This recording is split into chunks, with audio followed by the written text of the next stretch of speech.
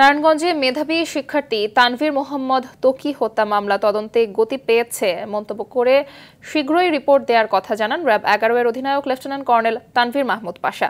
দুপুরে হত্যা মামলায় গ্রেফতার হওয়া শাফায়েত হোসেন শিপনকে নিয়ে শহরের আল্লামা ইকবাল রোডের একটি বাড়িতে যায় র্যাব 11 এর একটি টিম। ওই বাড়িতে ত্বকী হত্যার আসামি শামীম ওসমানের ভাতিজা আজমেরি ওসমানের উইনার ফ্যাশনের আড়ালে টর্চার সেল ছিল। এ সময় বাড়ির কয়েকজনের সঙ্গে কথা বলার পর শীতলক্ষা নদীতে যেখানে ত্বকীর মরদেহ ফেলা হয়েছিল সেখানে যান র্যাব কর্মকর্তারা।